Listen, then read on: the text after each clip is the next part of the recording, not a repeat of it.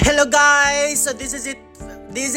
So ang last na video na na-upload ko is yung second option na nga nila na iaakyat na lang nila yung sofa bed sa terrace or sa balcony. So nakikita nyo dyan po nila iaakyat at itatali na lang nila tapos hihilain nila paakyat. So guys, so ito na talaga yung last option kasi nga naipasok yung sofa bed sa pintuan pero hindi nagkasya naman sa hagdanan paakyat ng taas. So nakakaloka, nakaka-stress. Ayun. Pero anyway, ito na, buti na lang meron pa tayong option at ito na nga idadaan sa terrace yung balcony. So ayan, tinali na nila. Tapos ang nakakaloka pa, 3 lang po sila. Tapos yung sofa bed natin, so ang laki at sobrang bigat pa. Buti na lang andyan sila William May, andyan sila Ma'am Carla. Ayan, so yung isang lalaki andon sa taas. Tapos ako naman po, nagvi-video po ako kasi syempre kailangan makapag-content din ako, makapag-video din ako. Syempre, we are a content creator, di ba? At least may update man kayo sa sofa bed natin. At ayun na nga po, abangan niyo po ang revelation kung sino po ang nagbigay o nag-sponsor po ng ating sofa bed at magkano yung total price yung ating sofa bed. Kasama na po yung carpet, pillowcases, pillows, tapos yung bedsheets niya. So ayun po sila kuya, parang ano matawag dito, nagpaplano pa sila, nag-iisip pa sila kung paano nila iakyat ang sofa bed, pahila, paakyat ng taas. So yan lang po yung tali na meron kami. Actually yung tali na yan is yan po ang ginagamit ng sampayan. So walang ibang tali, so tinanggal lang talaga yan para itali dyan sa sofa bed para maiakyat at mahila nila sa taas. Nakaka-stress. Actually, kailangan pa nila ng isang tali pero wala na kami ibang tali talaga na mahanap kundi yan lang talaga sa sampayan. So si kuya lang ang mag-isa sa taas. My God.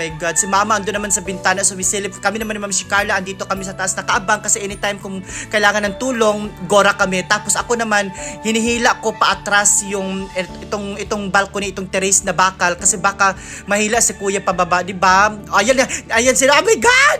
Ayan na, sinusubukan na nilang iakyat yung sofa bed pataas. Ayan si William. Go William, kaya mo yan. Ang laki ng braso mo, hello, tsaka lalaki tayo pre. O magpakalalaki ka dyan, huwag kang bakla-baklaan dyan.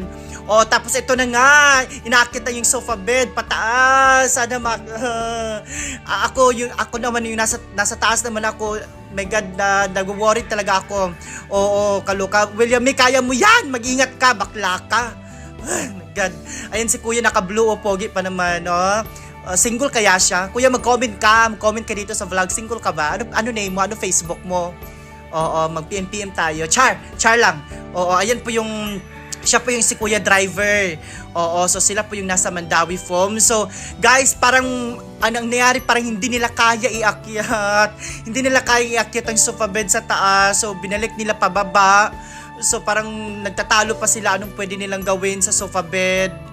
My God, si kuya naman nag-iisip pa. Tapos ito na nga, di ba sabi ko sa inyo, kailangan pa ng isang tali. So naghanap talaga kami ng tali, wala talaga kaming mahanap. So ang nangyari, merong nakatambak na wire dun sa likod ng taas ng bahay.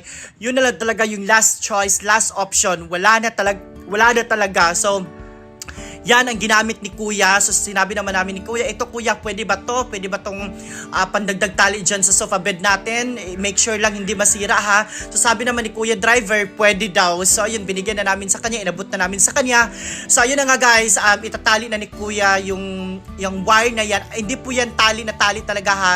Wire po yan. So tinanong naman namin sa kuya, pwede daw. So itatali nila yan para kasi ang kailangan talaga dapat dalawa kasi para yung paghila pa-straight talaga yung hila, hindi siya patayo. Pahiga siya na hila. So go, ayan, my God, nakakaloka, nakakainis. Wala din kasi si Papa, wala si Louie. So kung siguro lang maraming lalaki, ay naku, kaya yan, isang akyat lang yan, isang hila lang yan paakyat. Oo, kayang-kaya na yan, maipasok na yung sofa bed na yan sa taas. Kaso lang, 3 lang sila, hindi nila kaya kasi ang bigat din talaga ng sofa bed guys. Okay lang sana kung sofa lang siya, kaso parang kuan kasi siya ay doble, sofa pa siya, bed pa siya. So doble yung bigat talaga niya. So ayan na nga guys, pinapahiga nila yung sofa bed kasi ganyan yung pag-akyat nila sa sofa bed. Pahiga, hindi patayo. Kasi para balanse yung bigat niya. Kasi kung patayo, sobrang bigat. So ayan, itatali na ni Kuya yung wire sa ating sofa bed. Oo, para maakyat na sa taas. Sana, my God, sana maakyat yan. So, nag-worry po talaga ako kasi baka hindi nila maakyat. Okay lang sana kung andito si Papa. Wala kasi si Papa nitatrabaho. Andun kina Jessica. Si Loie din, wala si Loie. Kasi kasama din ni Jessica. Nagpapasama si Jessica kasi natakot mag-isa dun sa bahay. Kasi yung asawa niya nagtatrabaho.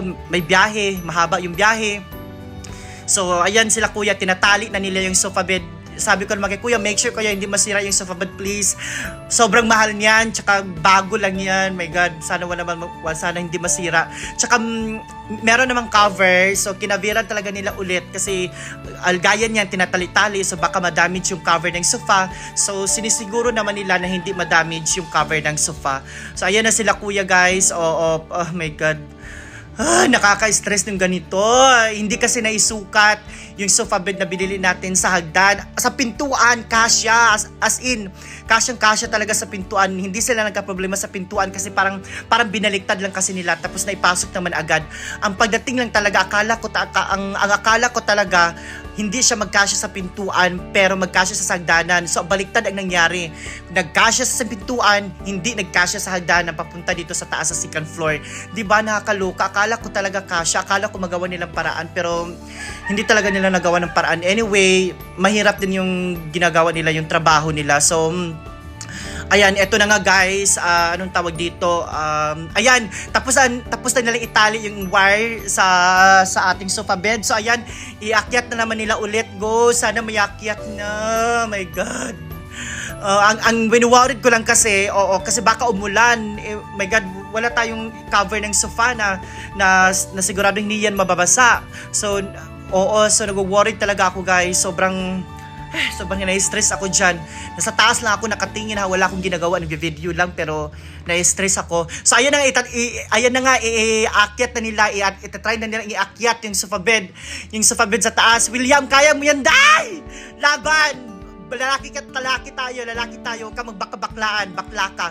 Ayan na, si kuya pala yung naka-blue na si kuya, umakyat pala sa taas, so dalawa na sila sa taas, tapos si William May at si kuya driver na lang nasa baba. Oh my God, William, William, kaya mo yan, day.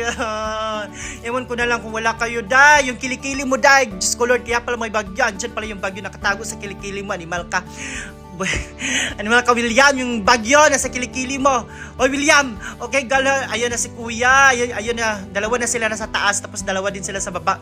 Ala, sobrang bigat talaga ng sofa bed guys. So ayun na nga, iakyat na nila sa taas. Diyos ko Lord, ako yung nasa taas, ako yung kinakabahan kasi baka biglang bumagsak. My God, baka masira yung sofa. Ang mahal pa naman ng sofa na yan. Anyway, sa nag-sponsor, sa nagbigay ng sofa bed, thank you so much. I know you are watching right now. And soon, ayan, i-reveal po natin kung sino nagbigay ng ating sofa bed. So I am so excited at alam nyo, sobra akong natutuwa. Yung puso ko ay puno ng kaligayahan dahil hindi ko talaga in-expect na magkakaroon ako ng another napakalaking guys, napakalaking blessings talaga itong ganito. My God, kuya driver, my God, kuya, kaya mo ba? My God, si kuya na lang mag-isa, iniwan ni William. Kaluka to si William, oh. My God, kuya, kaya mo yan, kuya. So, si kuya tumungtong na talaga siya sa upuan. Kuya, don't worry, kuya.